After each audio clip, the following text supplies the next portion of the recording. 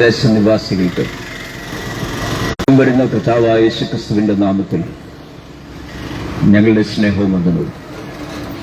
കാലം തികഞ്ഞു ദൈവരാജ്യം സമീപിച്ചിരിക്കുകയായി. മാനസാന്തരപ്പെട്ടു സുവിശേഷത്തിൽ വിശ്വസിക്കുകയും ദൈവപുത്രനായ യേശുക്രിസ്തു ലോകത്തിലേക്ക് കടന്നു വന്നപ്പോൾ മനുഷ്യവംശത്തിന്റെ വീണ്ടെടുപ്പിനോടുള്ള ബന്ധത്തിൽ പിതാവായ ദൈവം ഏൽപ്പിച്ചു കൊടുത്ത ദൗത്യ പൂർത്തീകരണത്തിനു മുമ്പ് ഭൂമിയിൽ തന്റെ മക്കളാക്കുന്ന വ്യവസ്ഥിതിയോടുള്ള ബന്ധത്തിൽ ദൈവത്തിന്റെ രാജ്യം ലോകത്തോട് അറിയിച്ചു. ആ സുവിശേഷം ക്രിസ്തു തന്റെ ശിഷ്യന്മാർക്ക് പകർന്നു കൊടുത്തു. നിങ്ങൾ ഭൂലോകമൊക്കെയും പോയി സകല സൃഷ്ടികളോടും സുവിശേഷം പ്രസംഗിക്കുകയും വിശ്വസിക്കുകയും സ്നാനമേൽക്കുകയും ചെയ്യുന്നവൻ രക്ഷിക്കപ്പെടും, വിശ്വസിക്കാത്തവർ ശിക്ഷാഗതിയിൽ അകപ്പെടും എന്ന് കർത്താവായ യേശുക്രിസ്തു അന്ത്യമായി തന്റെ ശിഷ്യന്മാർക്ക് കൽപ്പന നൽകിക്കൊണ്ട് ലോകമെമ്പാടും സുവിശേഷീകരണത്തിനു വേണ്ടി ദൈവരാജ്യത്തിന്റെ സന്ദേശം നൽകുവാൻ ശിഷ്യന്മാർക്ക് ആഹ്വാനം നൽകി അയച്ചു. ആ സുവിശേഷ സന്ദേശത്തിന്റെ ഭാഗമായി പിതാവായ ദൈവം പുത്രനിലൂടെ മനുഷ്യവംശത്തിന് വേണ്ടി ഒരുക്കിയിരിക്കുന്ന രക്ഷാപദ്ധതിയെക്കുറിച്ചുള്ള സന്ദേശം ഈ ഇരുമ്പനം ദേശത്ത് അറിയിക്കുവാൻ ഞങ്ങൾ താല്പര്യപ്പെട്ടപ്പോൾ ദൈവമായ കർത്താവ് ഇവിടെ ഞങ്ങളെ കൊണ്ടുവന്നു. ഈ സുവിശേഷം ഇന്ന് പകൽ ഇവിടെ ഷെയർ ചെയ്യുവാൻ വേണ്ടി ബഹുമാനപ്പെട്ട പാസ്റ്റർ ഷാജി ജോസഫ് അവറുകളും ഞങ്ങളുടെ നടുവിലുണ്ട്. അദ്ദേഹം ദൈവവചനത്തിൽ നിന്ന് ആധികാരികമായി സംസാരിക്കുന്നതായിരിക്കും. അതിനു മുമ്പ് ഒരു പാട്ട് പാടി കർത്തൃദാസൻ ഞങ്ങളെ സഹായിക്കുന്നതായിരിക്കും.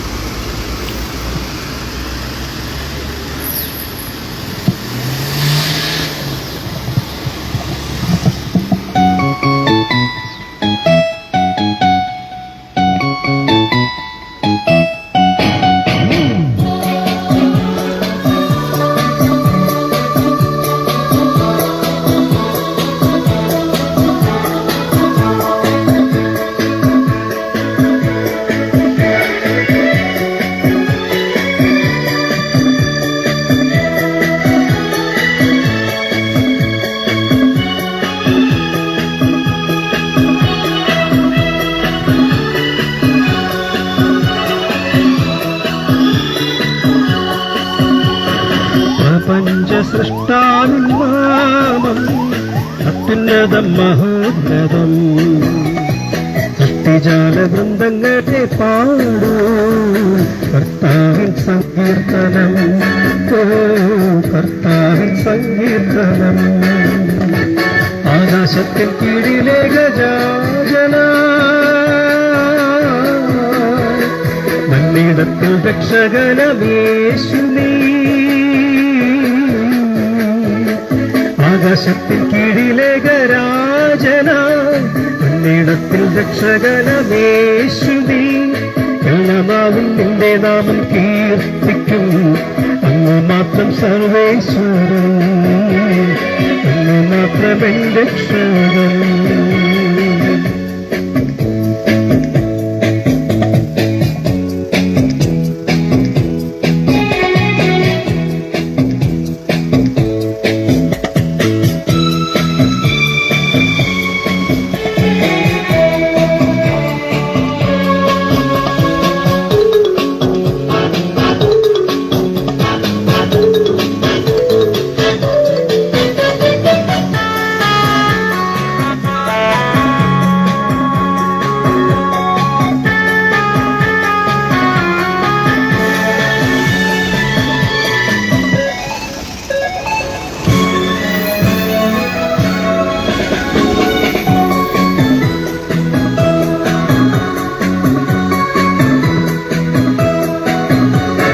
മോക്ഷത്തിന്റെ വീതിയിൽ നീങ്ങിടുവിൻ മോഹത്തിന്റെ പാത വെടിഞ്ഞിടുവിൻ മാനസാന്തരപ്പെടുവിനെല്ലാവരും സ്വർലോകരാജ്യം സമാഗതമായി സത്യദൈവപുത്രനാകുമേശുവിനെ സത്യമായി വിശ്വസിച്ചെന്നാരാധിക്കാം സത്യദൈവപുത്രനാകുമേശുവിനെ സത്യമായി വിശ്വസിച്ചെന്നാരാധിക്കാം ആകാശത്തിൽ കീഴിലേഖരാജന മണ്ണിടത്തിൽ രക്ഷകനാമേശുവേ ആകാശത്തിൽ കീഴിലേഖരാജന മണ്ണിടത്തിൽ രക്ഷകനാമേശുവേ എല്ലാ നാളും നിന്റെ നാമം കീർത്തിക്കും അങ്ങ് മാത്രമെൻ രക്ഷകൻ അങ്ങ് മാത്രമെൻ രക്ഷകൻ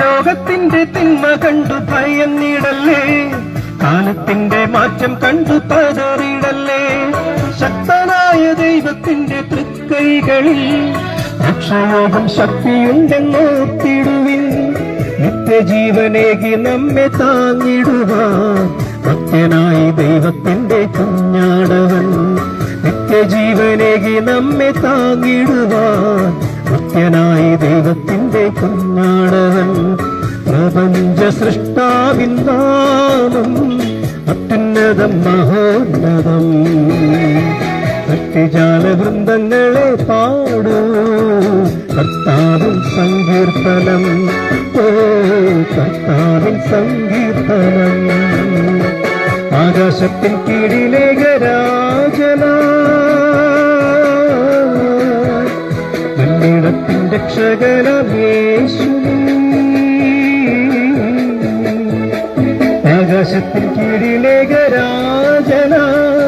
മണ്ണിടത്തിൻ രക്ഷകനമേശുവേ എല്ലാ നാളും നിന്റെ നാമം കീർത്തിക്കും അങ്ങ് മാത്രമെൻ രക്ഷകൻ അങ്ങ് മാത്രമെൻ രക്ഷകൻ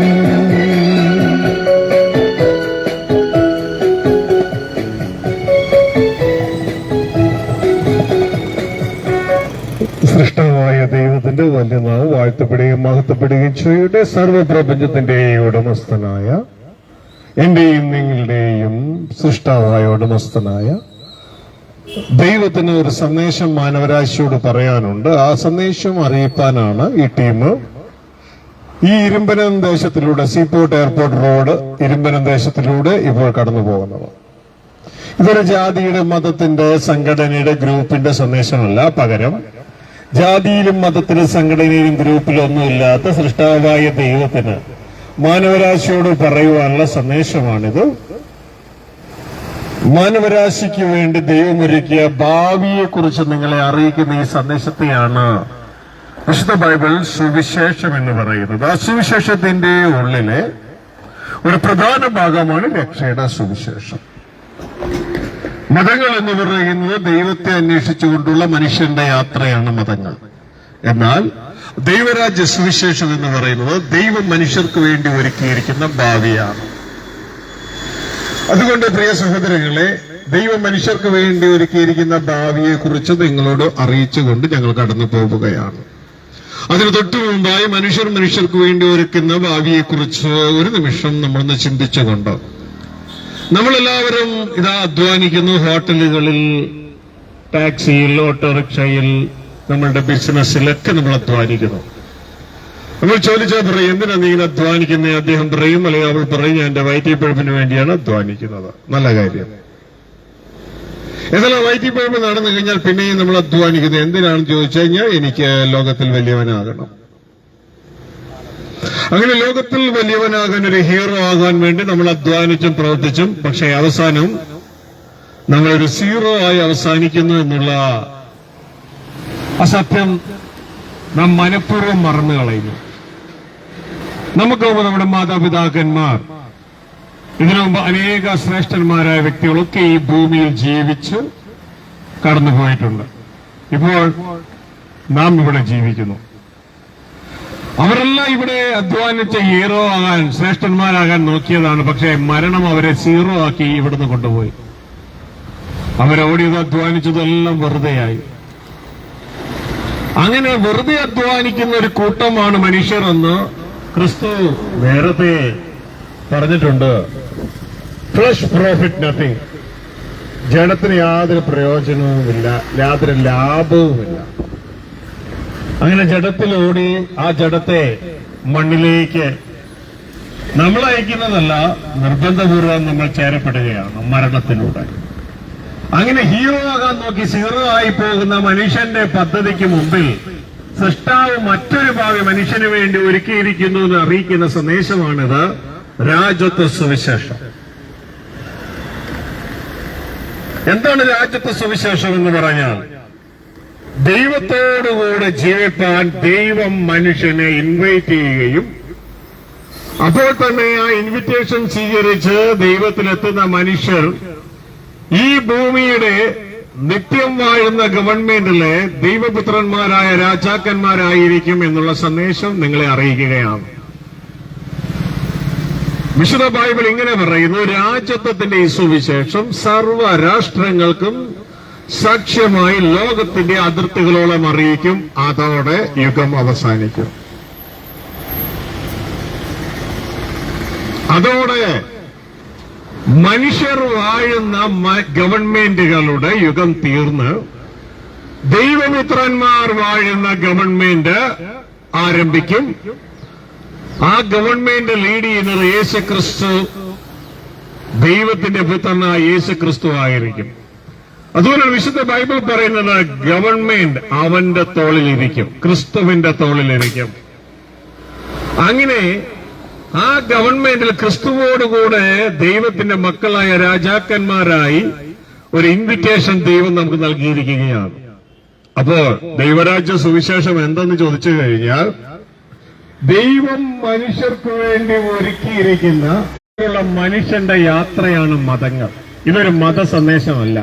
പകരം മരണമില്ലാത്ത, ജാതിയില്ലാത്ത, മതമില്ലാത്ത സൃഷ്ടാവായ ദൈവം ജാതിയിലും മതത്തിലും പ്രത്യേകിച്ചും മരണത്തിലും കുടുങ്ങിപ്പോയ മനുഷ്യരെ രക്ഷിപ്പാൻ മനുഷ്യർക്ക് വേണ്ടി ഒരുക്കിയിരിക്കുന്ന ഭാവിയെക്കുറിച്ച് നിങ്ങളെ അറിയിക്കുകയാണ്.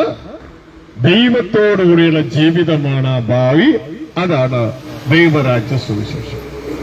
ആ ദൈവരാജ്യ സുവിശേഷത്തിൽ ദൈവത്തോടുകൂടെ നമ്മൾ ജീവിക്കുമ്പോൾ ദൈവത്തിന്റെ ഉടമസ്ഥതയിലുള്ള ഈ ഭൂമിയുടെ ഭരണം ദൈവ മക്കളാകുന്ന നമ്മുടെ കയ്യിൽ ദൈവം ഏൽപ്പിക്കും. അങ്ങനെ നമ്മൾ ദൈവമക്കളാകുന്ന മരണമില്ലാത്ത നമ്മൾ ഈ ഭൂമിയുടെ രാജാക്കന്മാരായി മാറും.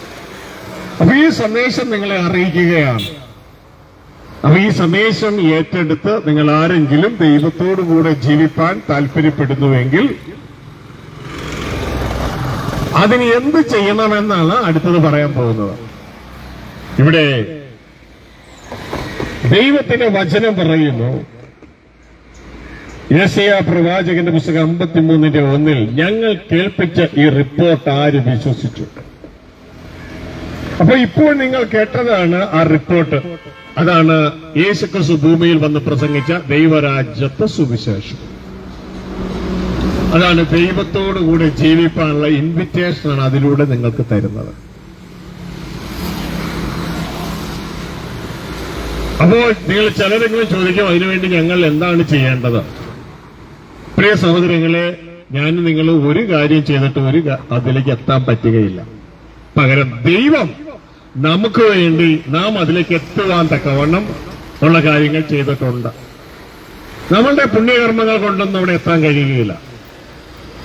നാം ഇന്ന് മരണത്താൽ പിടിക്കപ്പെട്ടിരിക്കുകയാണ്. അതിന്റെ കാരണം പാപമാണ്.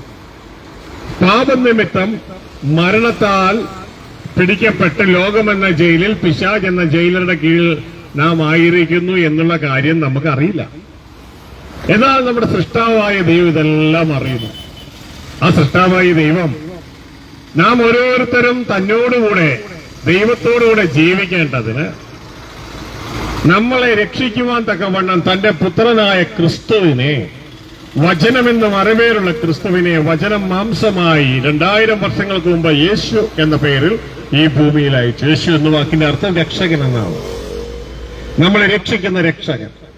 ഞാൻ നേരത്തെ പറഞ്ഞ 53:1 ഇങ്ങനെ പറയുന്നു, ഞങ്ങൾ കേൾപ്പിച്ച ഈ സദ്വാർത്ത, ദൈവം മനുഷ്യർക്ക് വേണ്ടി ഒരുക്കിയിരിക്കുന്ന ഭാവി, ഈ റിപ്പോർട്ട് ആര് വിശ്വസിച്ചു? വീണ്ടും തുടർന്ന് പറയാണ്, യഹോവയുടെ ഭുജം ആർക്ക് വെളിപ്പെട്ടിരിക്കുന്നു? യഹോവയുടെ ഭുജം, അതിന്റെ അർത്ഥം ദൈവത്തിന്റെ സഹായം, ദൈവത്തിന്റെ ഹസ്തദാനം. ഇതാ ദൈവം കരം നീട്ടുകയാണ് മാനവരാശിയിലേക്ക്.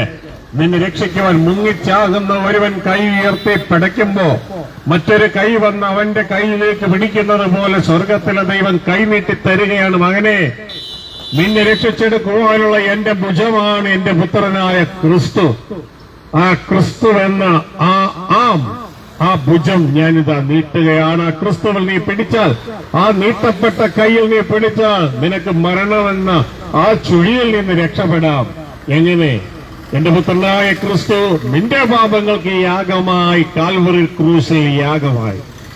അത് നീ വിശ്വസിച്ചുകൊണ്ട് യേശു ക്രിസ്തു ദൈവപുത്രനാണ് എന്നും സ്വർഗീയ പിതാവ് അയച്ചു തന്നെ ഇവിടെ വന്നതെന്നും യേശു ക്രിസ്തു കാൽവരിയിൽ മരിച്ചത് എന്റെ പാപങ്ങൾക്ക് വേണ്ടിയാണെന്ന് വിശ്വസിച്ചുകൊണ്ട് എന്റെ പാപങ്ങളെ ഏറ്റുപറഞ്ഞുകൊണ്ട് തുടർന്നുള്ള ജീവിതത്തിൽ ആ യേശു ക്രിസ്തുവിനെ അനുഗമിച്ച് അനുസരിപ്പാൻ കുഞ്ഞേ നീ തീരുമാനമെടുക്കുന്നുവെങ്കിൽ ഇതാ നിനക്ക് വേണ്ടി ദൈവം ഒരുക്കിയ ഭാവിയിലേക്ക് നീ പ്രവേശിക്കുകയായി.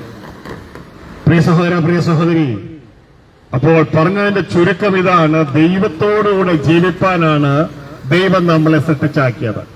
എന്നാൽ ഈ നിർഭാഗ്യവശാൽ മരണമുള്ള മനുഷ്യരോടുകൂടെ ജീവിക്കുന്ന തലത്തിലേക്ക് നാം തള്ളപ്പെട്ടു. എന്നാൽ സ്വർഗത്തിലെ ദൈവം തിരികെ ആ പാപം നിമിത്തമുള്ള മരണത്തിന് പരിഹാരം ചെയ്തുകൊണ്ട് എന്നെയും നിങ്ങളെയും ദൈവത്തോടുകൂടെ ജീവിപ്പാൻ ഇതാ ദൈവം ഒരുക്കുകയാണ്. നാം ഇന്ന് തിരക്ക് പിടിച്ച് ഓടുകയാണ്. പലർക്കും ശ്രദ്ധിക്കാൻ പോലും സമയമില്ല.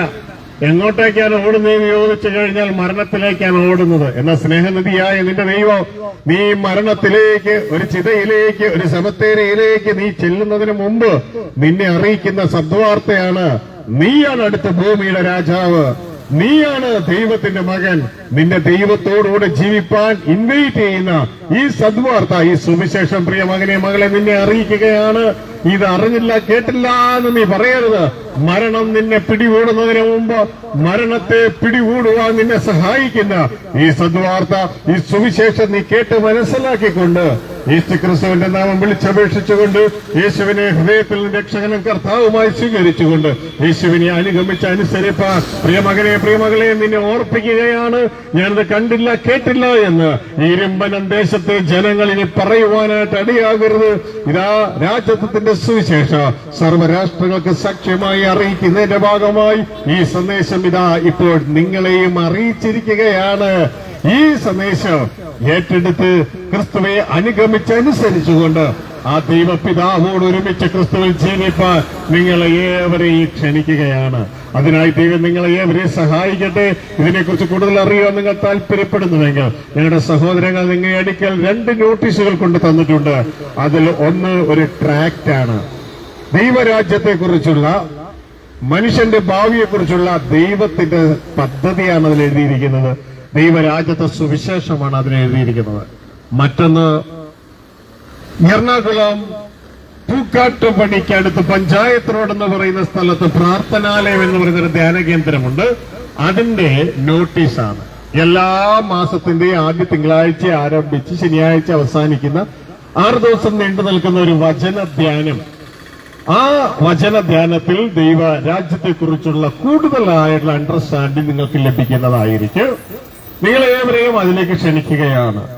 അതൊരു വചന പഠനം മാത്രമല്ല. ഈ ലോകത്തിൽ ദുഃഖത്തിൽ, കുടുംബ സമാധാനമില്ലായ്മയിൽ, കുടുംബ തകർച്ചയിൽ, സാമ്പത്തിക ബുദ്ധിമുട്ടുകളിൽ, മറ്റു ജീവിത പ്രയാസങ്ങളിൽപ്പെട്ട് ഭാരപ്പെട്ട് ഞാൻ എങ്ങനെ ജീവിക്കുമെന്ന് ചിന്തിച്ച് വ്യസനിച്ച് നിൽക്കുന്ന ജനത്തിന് ഒരാശ്വാസവുമാണ് ധ്യാന കേന്ദ്രം. ദൈവവചനത്തിലൂടെ ദൈവം നിങ്ങളെ ഏവരെയും അവിടെ ആശ്വസിപ്പിക്കുവാനായിട്ട് ഇടയാകും. അതുകൊണ്ട് നിങ്ങളെ ഏവരെയും ഹൃദയപൂർവ്വം അങ്ങോട്ടേക്ക് സ്വാഗതം ചെയ്യുകയാണ്.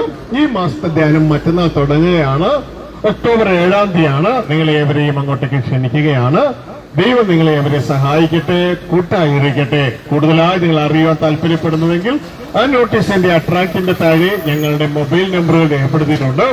അതിൽ നിങ്ങൾ വിളിക്കുന്നുവെങ്കിൽ ഞങ്ങൾ നിങ്ങളെ സഹായിക്കുന്നതായിരിക്കും. അപ്പോൾ തന്നെ ഒരു വാക്ക് നിങ്ങൾക്ക് വേണ്ടി പ്രാർത്ഥിച്ചുകൊണ്ട് ഞങ്ങൾ കടന്നു പോവുകയാണ്.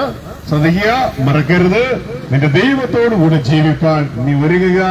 ദൈവം വിശുദ്ധനായിരിക്കുന്നത് പോലെ പ്രിയമകനെ നമ്മൾ വിശുദ്ധരായിരിക്കാൻ ദൈവാഹ്വാനം ചെയ്യുകയാണ്. സ്വർഗസ്ഥനായ ഞങ്ങളുടെ പിതാവേ, ക്രിസ്തുയേശുവിൽ ഞങ്ങളെ വീണ്ടെടുത്ത് പുതിയതായി സൃഷ്ടിച്ച് അങ്ങയുടെ മാറിലണയ്ക്കുന്ന വലിയ സ്നേഹത്തിനായി നന്ദി. ഈ ഇരുമ്പലം ദേശത്തെ ജനങ്ങളെ അങ്ങയുടെ കരങ്ങളിൽ ഏൽപ്പിക്കുന്നു. ഇവരെ മാത്രമല്ല, ശബ്ദ കാഴ്ചപ്പെടുന്നതിൽ ആരല്ല ഇവിടെ നിന്നല്ല അങ്ങയുടെ സ്വരം ശ്രമിക്കുന്നുവോ അങ്ങയുടെ സന്ദേശം മനസ്സിലാക്കുവാൻ അവരുടെ ഹൃദയങ്ങളെ തുറന്നു കൊടുക്കണമേ എന്ന് പ്രാർത്ഥിക്കുന്നു.